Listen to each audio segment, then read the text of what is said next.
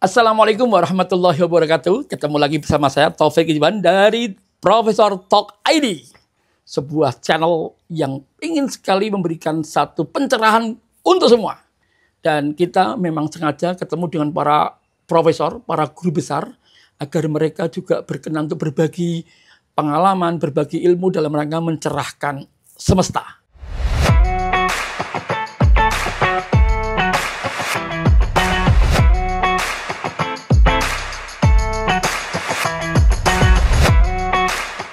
Nah, hari ini sungguh indah kami ketemu dengan Profesor Dr. Insinyur Widodo Brontowiono. Seorang ahli di bidang teknik lingkungan, orang top betul di bidang itu, dan beliau termasuk guru besar pertama di teknik lingkungan ZUI, kampus yang fenomenal, swasta hebat di Yogyakarta. Assalamualaikum, Prof. Wah, alhamdulillah. Prof, ini kalau ngomong-ngomong ketemu dengan Prof Widodo ini rasanya adem. Ini cuacanya memang adem atau gimana nih? Saya bahagia ketemu dengan Pak Kiai. Tidak hanya adem. Oh, gitu ya. Jadi Prof itu biasa gitu. Orangnya itu Masya Allah, down to earth gitu ya. Prof, kalau melihat kondisi hari-hari ini, Prof, terutama di Jogja ini kadang-kadang panas. Kadang-kadang hujan lebat, angin dan seterusnya. Ini apa sih? Gejala apa ini? Baik, matur nuwun Pak Kiai, sebut Pak Kiai. Memang pakaiannya udah lebih modern Kiai. Ini karena Jumat. Jadi saya tadi agak tersentuh dengan pencerahan. Saya terus terang aja bahwa dengan kehadiran penjenengan itu saya merasa tercerahkan. Masya Allah. Jadi bukan mencerahkan, tapi tercerahkan banget lah. Masya Saya Allah, dengan fenomena begini, aktivitas begini, usaha seperti ini, lalu luar biasa bagi saya. Dan mudah-mudahan ini menjadi amal jariah yang sangat mulia. Amin. Memuliakan panjenengan dan teman-teman. Amin, tidak amin, hanya amin. di dunia juga di akhirat. Amin ya rabbal Dengan alamin. dakwah memuliakan lingkungan, memuliakan masyarakat, dan memuliakan kita semuanya. Insya Allah begitu. Amin, Prof. Terus pertanyaan tadi? Tadi apa? Jadi gini, apa tantangan yang terbesar? Jadi Indonesia di Jogja terutama kan iklim udah nggak bisa ditebak seperti ini. Baik ya. Itu jadi, kenapa ini? Ya ini juga masih banyak masa, banyak teori, banyak pendekatan yang memang masing-masing. Tapi sebentar kita coba apa yang pernah kami dengar, kami baca, kami diskusikan bahwa secara natural bumi kita ini kan memang mengalami proses dinamik ya, dinamik bumi kita ini. Jadi semula bumi kita itu memang sangat tidak livable, tidak layak dihuni. Semula. Jadi suhunya memang sangat dingin. Tapi dengan kemampuan dinamikanya tadi, kemampuan alaminya tadi, dinamika bumi tadi, dia pelan-pelan menghangat. Menghangat sehingga bumi layak huni oleh manusia dan makhluk hidup lainnya. Nah, cuman fenomena kegiatan manusia yang terus berkembang peradaban dan sebagainya, pola hidup dan sebagainya, sehingga percepatan pemanasannya itu lebih cepat dari proses evolusi sebelumnya.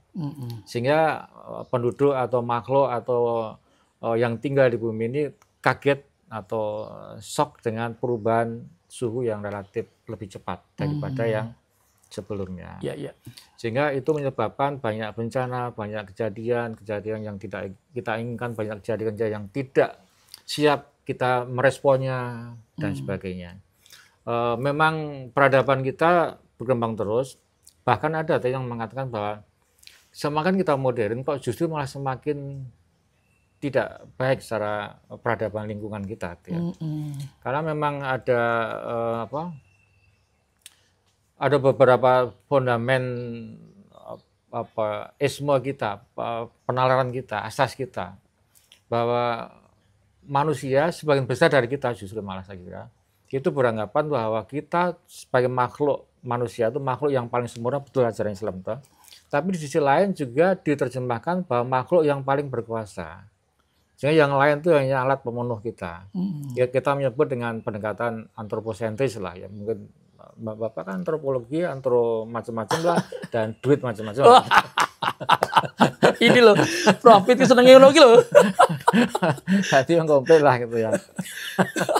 Jadi antroposentrisme itu membuat atau memberi pandangan bahwa kita ini menjadi makhluk sentral yang kedudukan di bumi itu paling sempurna, paling unggul, yang lain itu hanya pemenuh saja, yang lain itu hanya apa yang kita mau saja, sehingga lingkungan, bumi, sumber daya alam menjadi korban dari keegoakuan manusia tadi. Termasuk pemanasan semakin cepat tadi, emisi karbon semakin banyak, lingkungan semakin rusak, dan sebagainya, dan sebagainya. Tadi, sehingga termasuk suhu tadi meningkat. Iya, Prof. Lalu apa yang harus kita lakukan? Ketika tadi dikatakan bahwa semakin berkembangnya teknologi ternyata juga berpengaruh besar pada iklim ini. Sebagai orang Indonesia kita pasti untuk ini. Tadi kan pandangan filsafat pertama ya, paham kita ada yang keliru lah. Gitu. Bukan keliru banget, tapi tidak pas. Bahwa manusia paling unggul betul, tapi bukan berarti manusia itu paling kuasa untuk mengatur semuanya. Kita hanya dititipi Allah untuk mengelola kan begitu ya. Ya kita kembali kepada jati diri kita sebagai makhluknya Allah. Makhluk yang paling sempurna harusnya makhluk yang paling bertanggung jawab terhadap pengelolaan yang ada di sini. Mestinya begitu. Jadi kita nanti diminta pertanggungjawaban. Kalau yang lain mungkin tidak, binatang mungkin tidak, tapi kita diminta pertanggungjawaban. Kembali kesadaran itu yang kita tanamkan. Betul. Dan berikutnya yang budaya. Kalau kita kembali ke simbah-simbah dulu kan, kalau berlebihan itu kan tidak baik ya, berlebihan, ora ilo dan sebagainya, pok ibu mbati dan sebagainya. Nah, pola modernitas kita sekarang itu cenderung mengarah ke berlebihan. Konsumsi berlebihan, sampahnya banyak, konsumsi energi berlebihan, boros, sehingga emisi karbon naik, gas rumah kaca naik, panas naik dan sebagainya. Itu yang perlu kita karena sikap manusia atau menjadi budaya manusia yang berlebihan tadi ya. Iya.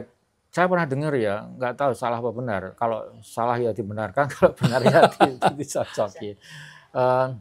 Ketika beberapa orang Indonesia diwawancara, jane pengen mutu apa toh misalnya. Mereka lebih menjawab pengen kuku dadi wong sugih katanya. Orang Indonesia loh itu. Iya. Kita Indonesia kan. Berarti ya pengen dadi wong sugih. Bukan pengen wong bahagia gitu. Itu ya. Cenderung bahagia itu nek sugih mesti bahagia. Iya. Itu pandangan kita yang beda dengan beberapa penduduk di seberang sana, kebahagiaan itu tidak semata-mata tergantung dari harta memang. Jadi tidak semata-mata. Jadi kita itu Islam, tapi kita belum total menjalankan apa yang ada di jalan Islam. Kembali Prof, tadi dikatakan bahwa budaya yang berlebihan tadi itu akhirnya menimbulkan sampah berlebihan dan seterusnya lah gitu ya. Ya sampah berlebihan, rusak sumber daya alam juga berlebihan. Iya. Jadi siklusnya rantainya lingkaran jadi bulat dan itu membuat boros, membuat rusak lingkungan, membuat tambah limbah dan sebagainya.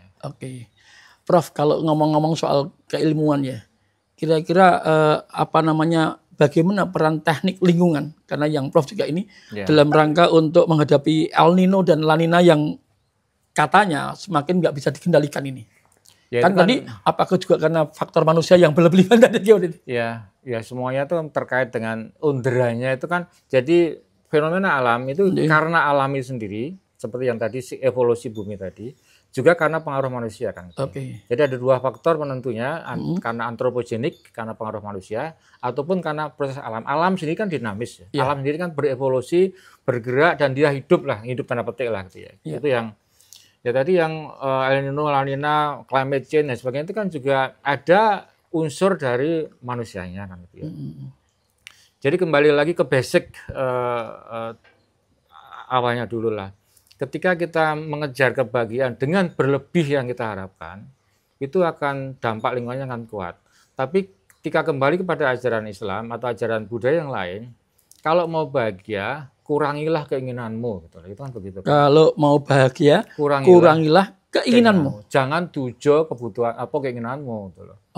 Tapi justru nek keinginanmu tok kurangi, insya Allah kamu akan bahagia. Kalau kita dengar ceramah yang Gus Bak lah, kalau nggak salah beliau cerita seorang profesor, seorang kiai yang kalau mau bahagia harus butuh ini, butuh itu bodoh apa pinter? Goblok apa pinter malah dia. Oh gitu ya, lebih ekstrem. Iya. Gus Bahak itu ya. Gus Bahak iya. Goblok apa pinter? Gimana wong cilik, wong biasa dengan sederhana dia sudah bahagia. Nanti pinter nanti misalnya gitu loh. Iya, iya, iya. Monggo lah terjemahkan diri lah gitu ya. Ya gitulah. Dan kembali kepada teknologi tadi, perkembangan teknologi kita memang sudah lumayan cepat, walau demikian kita masih agak tertinggal dengan fenomena kerusakan yang terjadi. Lebih cepat kerusakannya? Lebih cepat kerusakannya. Masya Allah. Lebih cepat. Kita itu sudah riset, sudah timbul lagi. Riset, sudah timbul lagi. Iya. Jadi ada yang sudah laju tetapi dia belum siap diimplementasikan dan sebagainya. Jadi ada yang sudah cepat tetapi dia belum siap implementasi. Sudah siap implementasi. Ada masalah baru lagi. Iya. Dalam dunia ekonomi. Iya, seperti disruption kan nggak siap sama sekali. Iya. Digragi dan sebagainya. Betul. Jadi kan fenomena alam itu memang luar biasa, terkejut-kejut lah. Makanya kita harus selalu siap. Teori sekarang benar, tapi mungkin minggu depan sudah nggak benar. Itu teorinya. Teorinya ya. Iya. Nanti kan bentuk teknologinya udah harus adaptasi lagi dan sebagainya lagi. Maka riset terus dikembangkan. Jadi dulu zaman zaman kan ada kita revolusi industri 1, revolusi industri 2, revolusi industri 3, industri 4. Itu kan awalnya polusi itu masih baik alami, kembali ke alam lah. Nggak berbahaya alami. Banget ya. Iya. Kemudian revolusi industri 1 itu ada uap macam-macam, ada dikenal, terus ada timbul polusi udara. Kemudian berikutnya ada kerusakan sumber daya alam karena dibutuh energi dan sebagainya tadi. Terus berkembang sampai revolusi 4 sekarang. Teknologi kita ikuti terus. Teknologi kita dulu masih sederhana, kemudian berkembang menjadi end of pipe namanya. End of pipe itu ketika kita satu berproses, kita pendekatan teknologinya masih pada endingnya akhirnya, mengolah limbahnya. Iya. Mengolah limbah itu end of pipe namanya. Jadi mengolah limbah. Kita berarti nggak minyak dari apa? Harusnya kan desa ojo limbah. Iya. Ya. Kita masih banyak yang ngolah limbah. Jadi dan sekarang udah berkembang bagaimana dari awal sudah mulai dijagani, disegati. Nah iso ya produksi jalan, proses jalan, limbah ya sekecil mungkin. Termasuk nanti bahan-bahan apa yang ada itu harus kita seleksi, kita hitung, kita sesuaikan sehingga nanti tidak timbul limbah yang banyak. Teknologi sudah ke sana kan sekarang. Tapi lagi-lagi teknologi baru itu muncul kadang-kadang menimbulkan masalah baru lagi. Dan ini muncul, solusi muncul, timbul masalah lagi. Jadi terus masalahnya itu lebih cepat. Iya, dan itulah kehidupan. Kalau nggak hidup, ya iya. Kalau mau rampung nggak ada masalah. Iya. Itulah kehidupan yang kita harus terus berpikir. Makanya saya nggak tahu kalau Pak Kiai kan bisa ikroknya itu bagaimana. Ikrok itu kan. Ikroknya adalah yang tersirat dan yang non tersurat. Wah, ya. Prof. Jadi misalnya gini, sekarang pendekatan konservasi sumber daya air itu menjadi penting dalam konteks bagaimana perubahan iklim saat ini. Betul. Ini gimana konservasi itu? Ya, jadi gini, ada beberapa tahun yang lalu terkenal dengan istilah Nexus Water, Energy and Food. Nexus itu saling terkait antara water, satu dengan lainnya, lingkungan, air, pangan, dan energi. Ya. Ini semuanya itu sangat saling ada ketergantungan. Pangan tergantung dari air, energi tergantung juga dari air, dan itu saling berhubungan. Jadi pada tahun 2045-an lah itu diperkirakan akan terjadi masalah besar di situ. Perkiraan dunia kalau tidak ada pengendalian dari kemarin-kemarin. Jadi termasuk Indonesia itu 2025 ini sebenarnya sudah masuk kategori negara yang masuk kategori krisis sumber daya air. Walau kita banyak air sebenarnya. Tapi krisis kan? Masuk krisis. 2025 menurut perkiraan Bank Dunia dulu bukan WHO mungkin ya. Tahun 2000-an mungkin ya. UN lah. Beberapa puluh tahun yang lalu 2025 Indonesia itu masuk negara berkategori krisis sumber daya air secara ekonomi. Artinya begini. Jadi Indonesia itu cukup besar, sangat besar bukan cukup besar. Kita kan keempat terbesar di dunia ya. Dan itu kita sumber daya air kita banyak. Tapi sumber daya air kita itu belum bisa kita kelola dengan baik. Dan kualitas sumber daya air yang ada di kita itu banyak juga sebagian dari yang ada itu tidak siap dikonsumsi oleh penduduk sendiri. Artinya kualitasnya tidak baik, keberadaannya tidak siap pada saat yang dibutuhkan dan sebagainya. Dan itu kita menurut mereka itu diperkirakan akan kesulitan secara ekonomi memenuhi itu. Tahun 2025. Ya sekarang ini ya. Menurut ramalan mereka dulu. Kenyataannya sebagian kita menghadapi seperti itu. Artinya di daerah-daerah tertentu ya. Ya. Mungkin mayoritas ya.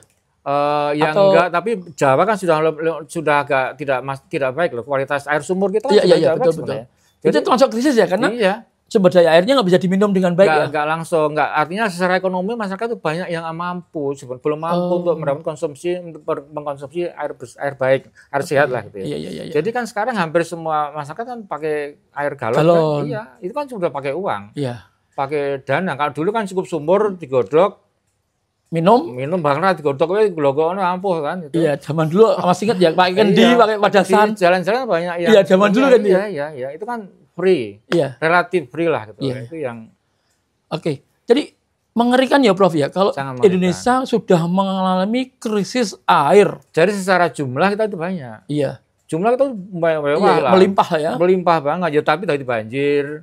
Ya, nggak manfaat. Masalah. Jadi pas musim kemarau kita kekeringan, jadi tetap masalah juga. Ya, itu kan jadi masalah kan itu. Iya. Untuk mengatasi itu kan keluarga paling dominan seharusnya bisa mengendalikan dari keluarga ya. Betul. Jadi apa ini yang dilakukan ya? Pertama kali yang tadi yang banjir menjadi bencana rutin per musim penghujan misalnya. Iya. Sebaliknya di musim kemarau menjadi bencana kekeringan. Makanya sering orang menyebut musim di Indonesia itu musim banjir sama musim kekeringan, bukan musim kemarau, bukan musim penghujan, musim banjir, musim kekeringan. Itu bencana semua itu sebenarnya. Iya. Dan kekeringan tidak kalah mengerikan daripada banjir. Kalau banjir orang pakai TV, pakai macam-macam di shopping ketemu. Kekeringan nggak ada, orang posting. Sulit kan karena creeping, dia menjalar, dia pelan kan gitu. Tahu-tahu mati seperti istilahnya boiling frog ya. Pernah dengar boiling frog? Boiling frog itu kodok. Iya. Kalau ditaruh di air panas. Iya. Panas pelan, kalau air itu pelan-pelan dipanasi pelan-pelan. Iya. Itu dia akan ngerti-ngerti mati sekitar suhu tinggi. Pelan-pelan udah kroso. Iya. Tapi ketika dia masuk wedang umum, blusnya dia langsung lari, dia lebih selamat. Nah, kekeringan juga begitu. Jadi pelan-pelan ngerti-ngerti mati. Ngerti-ngerti sengsara, ngerti-ngerti nyungsep dan sebagainya. Profit itu bukan bandingin jenengan dengan kodok loh ya.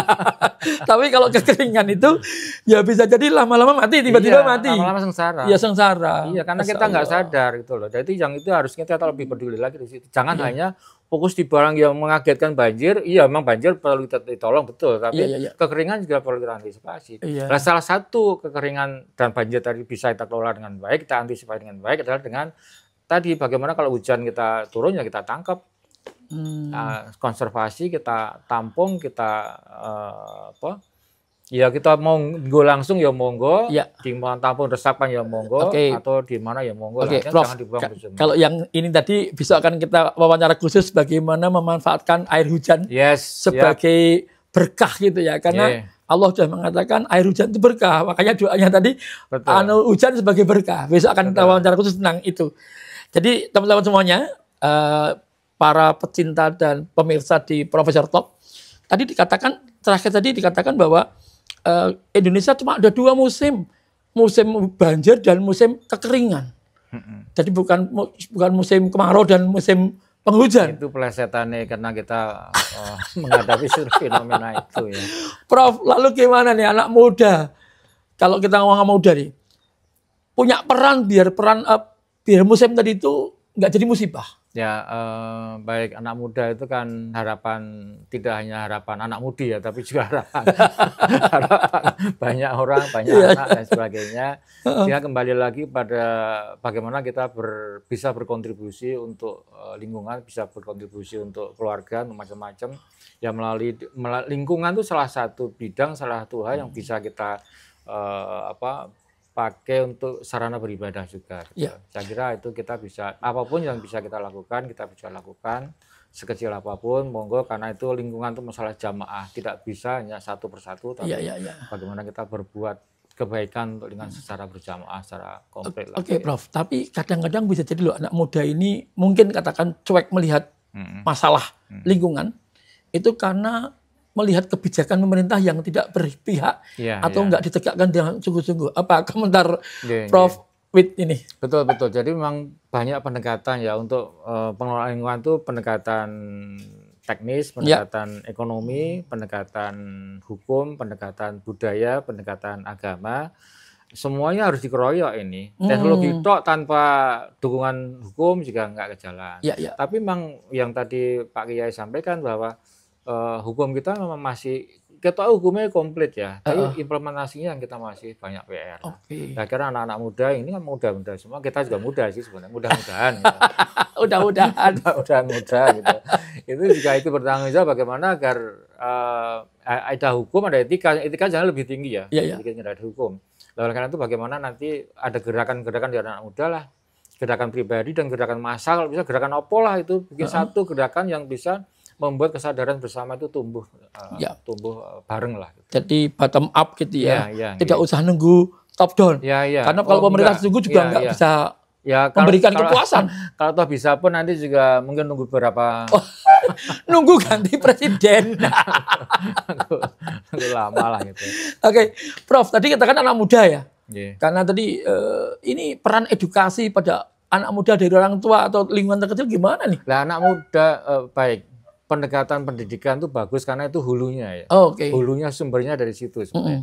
Dan anak muda kan banyak yang sangat inovatif, sangat kreatif. Ya, saya kira itu perlu kita dorong, perlu kita ajak. Bahkan jangan sampai anak muda itu niru generasi tua-tua sing anggap gagal lah. Ya mudah-mudahan harus membuat generasi baru yang jauh lebih, ini apalagi dari pondok kan. Jadi bagaimana membuat contoh real ajaran Islam itu tidak hanya dihafal, tidak hanya dimengerti, tapi juga bagaimana kita bisa melaksanakan, menjalankan. Jadi Islam itu agama amal, tidak hanya agama ritual. Teori, tidak hanya itu agama ritual gitu ya. Ritual amalnya kita yang perlu kita jaga. Kadang-kadang masih ada gap, Pak. Nah, anak muda sekarang banyak yang sudah mendalami agama, mendalami teknologi, mendalami macam-macam, dan akan berbeda lah. Perbedaan itulah nanti yang bisa membuat kita bangga sebagai orang tua punya anak-anak muda yang hebat-hebat seperti ini. Misal dorong terus lah. Mau minta apa, kita fasilitasi. Dari Pak Kiai ini. Sepakat pokoknya. Jadi pendidikan itu yang paling penting dalam keluarga tadi ya. Itu juga tidak kalah pentingnya ya. Pastilah. Kepedulian pada lingkungan. Bahkan kalau nggak salah siapa yang cerita ya. Kesadaran dari yang sangat termasuk integritas, jujur dan sebagainya itu pelajaran di keluarga atau di sekolah basic sebelum TK malah pra-TK atau TK ya. Kayak PAUD gitu ya. Kayak PAUD. Bagaimana itu cara peduli pendidikan lingkungan tadi. Lingkungan dan macam-macam, kesadaran jujur, kesadaran tidak ngambil hak orang lain. Itu pada pendidikan karakter dasar itu ada di situ katanya. Jadi efektif sekali kita menyentuh di situ. Saya lupa siapa yang bicara itu. Kalau nggak salah pemenang Nobel Pendidikan Dunia kalau nggak salah dia. Pernah cerita seperti itu. Jadi menurut penelitian beliau itu basic pendidikan karakter kita, termasuk peduli lingkungan itu karakter kan? Itu ada di pra SD gitu loh, sebelum SD. Jadi kayak praktika barang itu ya. Termasuk di rumah kan berarti. Nah itu bagaimana kita dorong pendidikan di situ tuh membangun kesadaran bersama yang sangat masif secara nasional nanti. Di UPN ini di situ lah. Ya, kapan Bang talkshow seperti ini di podcast ini dengan beliau-beliau lah. Siap. Kalau perlu besok ada talkshow yang ada 3-4 orang gitu ya. Siap. Bisa di ruang tadi juga. Siap. Siap, monggo. Jadi Prof Widodo menyampaikan keluarga menjadi basic bagaimana mendidik karakter seseorang agar peduli lingkungan. Contoh yang paling gampang lah gitu ya. Tadi ngomong soal sumber daya air yang kita itu krisis ya. Bagaimana caranya biar leadus ora cebar-cebur buang banyak air. Ini sepele dulu ya. Bahkan yang saya orang Muslim juga wudhu juga enggak begitu boros banget ya. Kita tuh masih banyak yang tahu tapi tidak melaksanakan, belum melaksanakan. Wudhu masih boros. Padahal Nabi kan hanya sekian muk saja ya. Tapi kan kita mau mewah. Bahkan kadang-kadang ngecorin karo ngomongan. Ini contoh sederhana bagaimana penanggulangan masalah tentang air ya sumber daya. Konservasinya begitu. Ya, dan itu kalau dia ditanamkan sejak kecil, saya kira merekam terus itu. Akan terus ya. Anak cucu kita sekarang merekam terus.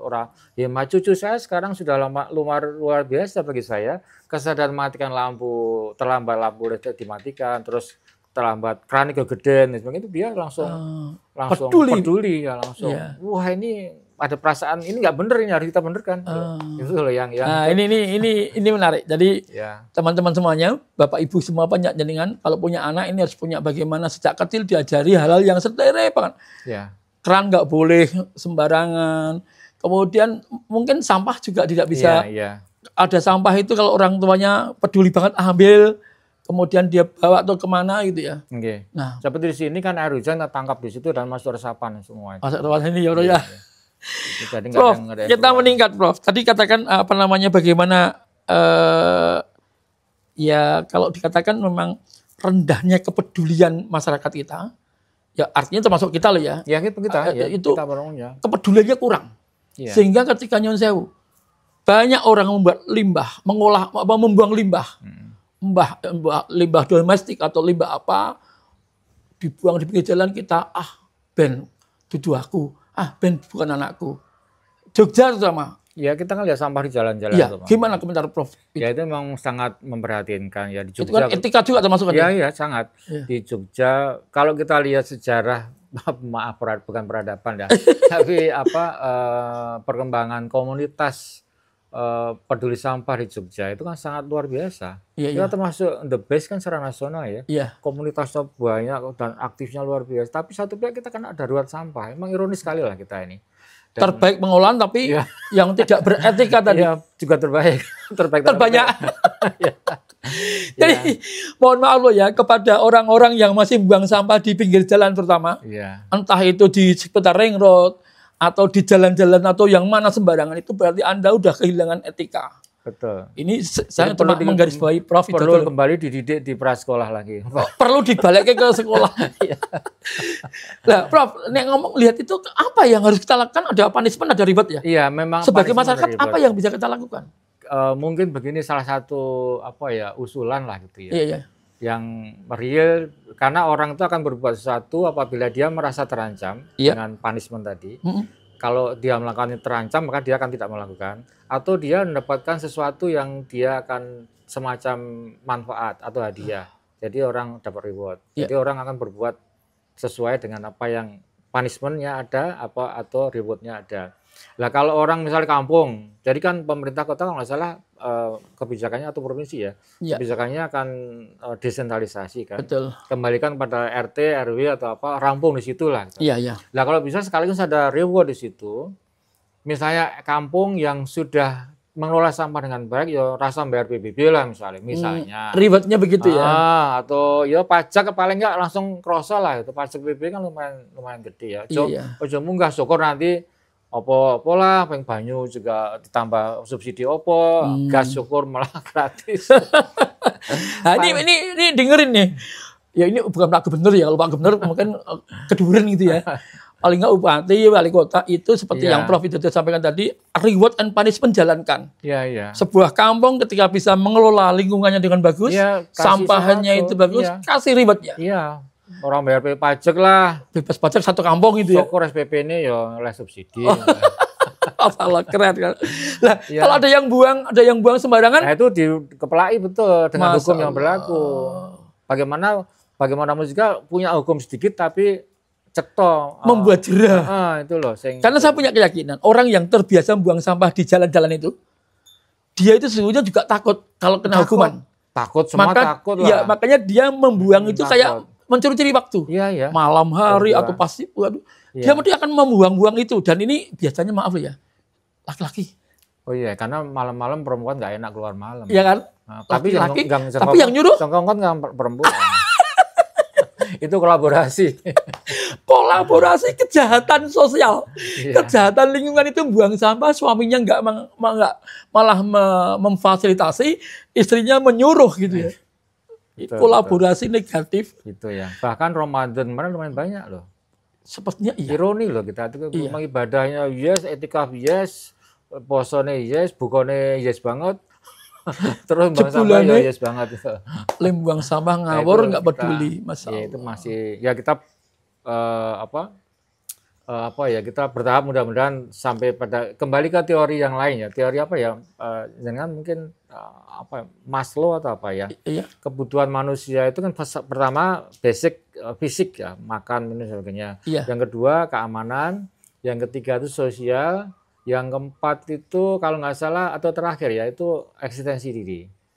Ya, eksistensi diri itu orang sudah nggak butuh makan dan sebagainya, sudah nggak mikir lah gitu ya. Iya. Bagaimana dia bisa berkontribusi. Nah, oleh karena itu bagaimana teori Maslow ini kita oplos lagi, bagaimana orang yang masih butuh fisik pun tetap butuh eksistensi diri. Untuk yo nek kita butuh makan yo tidak nunggu nek wis terpenuhi semua baru kita berbuat sesuatu, bukan. Iya, Tapi bagaimana dari awal kita berbuat sesuatu sehingga kita bisa dapat sesuatu yang lain. Jadi orang teori sedekah itu jangan nunggu kaya untuk bersedekah, tapi bersedekahlah sampai kaya kan begitu ya. Masya Allah. Gitu. Kalau salah begitulah. Profit ini adalah ustadz loh ya. Jadi jenengan juga dikatakan tadi, tapi akan mengatakan ta'awanu alal birri wal udwan. Iki waktu nanti kedatama tadi suami istri. Prof, kalau ngomong-ngomong sampah ya, ini kan menjadi problem seluruh bangsa dimanapun ya. Iya. Misalnya kemarin ya tidak hanya di Jogja ya. Jogja udah parah banget. Tadi kita katakan paling banyak orang-orang yang kelompok-kelompok berdiri sampah, tapi sampah juga masih belum terkelola dengan baik. Apa cara yang paling relevan saat ini untuk mengelola sampah domestik tadi itu? Baik, dari sampah selama masih ada kehidupan ya pasti ada sampah. Gitu. Pastilah ya. Selama masih ada kehidupan pasti ada sampah. Cuman bagaimana sampah itu bisa minimum dan kenapa sekarang kok begitu terus? Kembali kita di bahwa kita cenderung konsumtif kan kita itu. Pola hidup kita itu sekarang konsumtif. Kembali ke tadi kalau mau bahagia ya kurangilah keinginanmu. Jangan konsumsimu yang kamu tambah begitu ya. Jadi sumber kita harus kelola dengan baik. Sumber kan dari manusia. Edukasi termasuk salah satunya tadi. Dan pemilahan dari awal atau dari kita kelola dikendalikan seawal mungkin dari sumbernya, dari hulunya lah. Gitu. Kemudian kalau itu mungkin belum optimum, pertumbuhan komunitas itu sangat cepat, tetapi pertumbuhan sampah jauh lebih cepat. Oleh karena itu dibantu dengan infrastruktur yang kita bisa bangun lebih baik lagi, termasuk teknologi. Dulu kita pernah diskusi dengan beberapa teman juga bahwa ini salah satu yang paling mujarab untuk darurat sampah di Jogja ya dengan teknologi. Nggak ada yang lain. Karena kita udah kepondal kan ini. Dan ngandani uang kan itu kan suwe kan, butuh waktu lah gitu loh. Untuk percepatannya dengan teknologi dibakar dan sebagainya itu bahkan sudah diskusi dengan PLN yang mau membeli arangnya. Tapi kan saya nggak tahu kebijakannya. Sudah beli insinerator kalau salah, tapi nggak tahu kenapa kok itu nggak jalan. Belum saat itulah gitu, belum jalan. Mungkin ada pengaruh regulasi apa dan sebagainya yang saya juga nggak tahu. Kalau itu bisa optimum, ya kalau kita nanti PLN misalnya atau lembaga lain mau membeli produknya itu, olahan yang kita dari pembakaran itu, ya mungkin kita sesuaikan dengan tor mereka. Itu bisa dengan teknologi juga kan. Artinya tidak jauh tak Pak Anu terus tukuran ya enggak begitu juga. Harus didekati dengan sesuai kebutuhan masing-masing, bisa untung lah. Jadi itu manusianya, masyarakatnya, komunitasnya kita awali dari hulunya, kemudian infrastruktur termasuk kita punya TPS 3R, pernah bank sampah. Ya itu kan sebagian top down ya dari pemerintah, sebagian memang ada bottom up. Dan bagaimana itu kita revitalisasi kembali, kita hidupkan terus-menerus lah gitu ya. Itu memang perlu tokoh di masyarakat, perlu agen-agen sosial yang memang mumpuni untuk mengelola itu. Yang berikutnya ya tadi hukum kita tegakkan. Ya, terus sinergis, contoh dan sebagainya tadi seperti kita ada kampus besar, kantor-kantor besar. Ini buat beri contoh di situ. Ada insinerator ya, ada pengolahan sampahnya. Sampah lah. Dan kalau bisa kampus-kampus besar atau kantor besar itu sinergi dengan kampung sekitarnya. Jadi di situ banyak simbol-simbol sinergis, kegiatan sinergis atau simbol-simbol sinergis nanti bisa banyak di Jogja. Itu menjadi pilot project nasional saya kira dan mungkin dunia ya. Dan Jogja harus mengawali bahwa dikatakan profit jadi adalah teknologi itu akan memutus rantai masalah sampah ya. Betul. Paling nggak dalam waktu dekat percepatannya. Cepat. Ya. Kalau mengandalkan komunitas tok itu ya bisa lama gitu loh. Buktinya kan lama tuh. Nyon sewu, lawang bank sampah itu aja karo sing digulai iki sing payu Lah iya betul. Jadi masalah. Sing ra payu diguang padha kae. Jadi masalah lagi. Nah ini juga masalah. Tapi tolong ini saran dari Profit ini didengarkan oleh para pemangku kebijakan. Itu bisa ada percepatan. Jadi percepatannya hanya dengan teknologi, tidak bisa dengan yang lain. Apalagi kita lahan terbatas kan untuk TPA dan sebagainya. Dan penegakan hukum jalan ya. Iya. Si tukang gawa sing buang-buang sampah tadi cekel penjara. Di titik-titik lah. Paling nggak suruh bermukim di tempat sampah berhari-hari biar dia tahu rasanya bau sampah. Prof, ini terakhir Prof. Ini lingkungan kita kalau nanti ya sampah terkendalikan, lingkungannya semakin segar. Siapa sih yang untung, Prof? Ya, di antara yang untung kan kita semua, Pak. Oke. Jadi seperti ini, sampah itu kalau kita dekati dengan uang semata-mata, orang itu duit iki.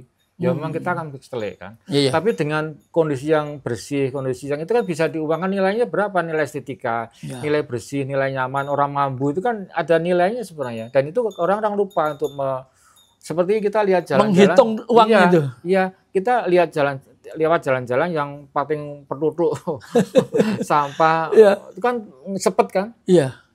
Dan mampu gitu loh. Kalau tabrakan? Nah, iya. Gara-gara ngeliat sampah? Betul.